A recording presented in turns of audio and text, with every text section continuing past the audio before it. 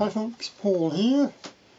Okay, time for some confessions about a couple of my screw-ups this year's screw-ups. The eagle-eyed of you might have noticed this slight burn mark over here. I'll give you a closer look. Okay, so what we're looking at here is my worst mistake. It was a design and implementation flaw. What used to be in this blackened hole was one of those connectors there, banana socket, and there was another one just over here. And I used to have all my my two strings of solar panels coming in to these two binding posts, and I had this one bolted on and this one, the black ones, plugged in.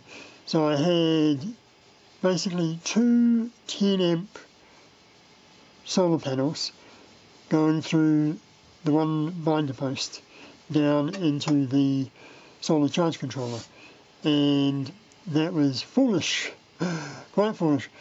So what happened was, unbeknownst to me, because I was using, it was a combination of many bad design choices. I was using cheap connectors which didn't have a very good way of attaching the cable at the back, so I had a weak connection at the back here.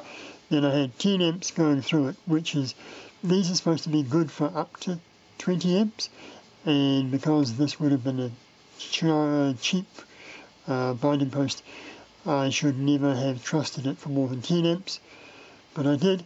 So what happened was, imagine the binding post sitting there, and this connection wasn't particularly good, so there was a local warm spot back there, and that warm spot eventually melted or softened this plastic from the binding post, which meant that the connection of the cable at the back became less secure, which resulted in a higher resistance, so it got even hotter. And so I had a kind of a very, very slow motion runaway effect where the back of that binding post was just getting hotter and hotter and hotter. And I never quite noticed until one day the solar charge controller was saying I was getting no input whatsoever, and it wasn't until then that I looked up and actually noticed this burn hole. So it was ever so slightly smouldering away, getting wider and wider and wider, up to the point where the whole thing was no longer in contact with the wood because it had all burnt away. And that, I think, is the only thing that stopped it from burning down the whole garage. I was remarkably lucky to get away with that. So the things that I did wrong, I had cheap connectors, I put too much current through the cheap connectors, I had the binding post sitting in wood, which is flammable, and I still do, so I haven't learned anything at all there. So all those things combined, and I just wasn't quite observant enough. I had noticed that my solar input current had been slowly dropping, but that was over winter, so that kind of didn't surprise me. It wasn't performing quite as well as I'd hoped, but I thought, that's just the price you pay for lots of cloud cover. But actually it was, I had a really lousy connection, which was causing that. So in the quick and dirty fix that I've done is I've doubled the number of binding posts that I've used more expensive binding posts. So now each binding post is only taking up to 10 amps, and they're better binding posts, so they should cope with that better. And the connection at the back is also better. Yes, so that let that be a lesson to you. If you are working on your system, don't run the current to the maximum capacity of whatever piece of your system you're dealing with. And binding posts in wood is a dumb idea. So I'm currently working out how to, what to switch to. I need to switch to something else because this is just a bit silly. So that was my screw up number one, and that is by far my biggest screw up.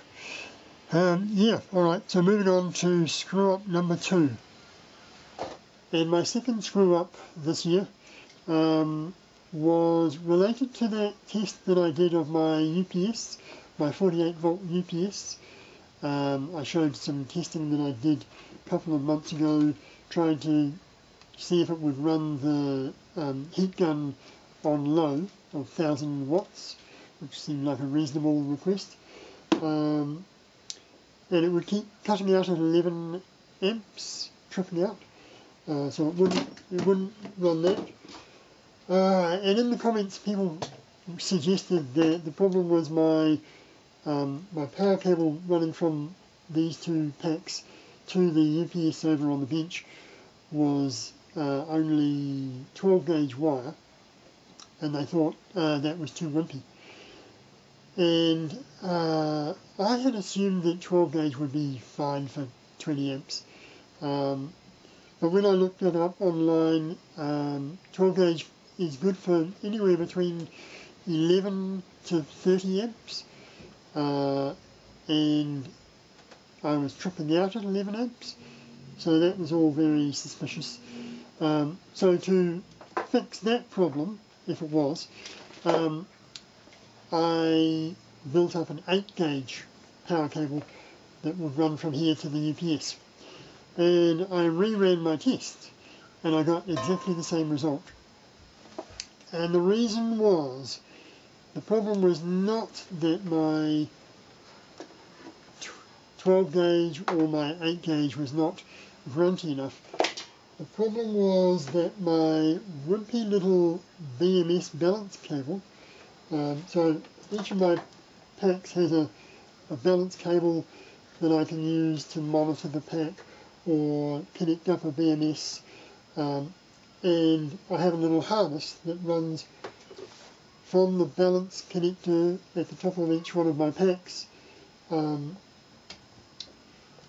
through to one of these connectors that plugs in. The problem was that this fuse halfway through my pack had blown, and the current was not actually flowing through the power connectors, it was flowing between these two groups through my balance wires, which is 22 gauge. And that's why it was cutting out at 11 amps. This stuff here was giving up the ghost at 11 amps. And eventually I noticed that the balance wires were melted, and that was a bad situation. So I had a really dumb design for the way I was doing this loom.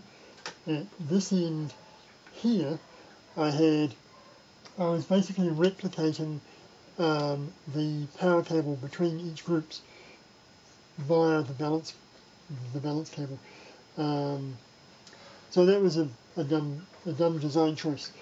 And so since I fixed that, I reran the test with the UPS, and it works fine.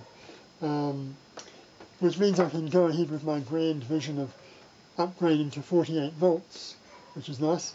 I need to do a lot of work rethinking my cabling, because thus far I've been kind of growing it incrementally, and I've always got some part of the system that is under-spec'd for what I'm trying to do, and I need to rethink all that kind of stuff. Connectors and cables are my next big mission. Okay, so thanks for watching. Cheers.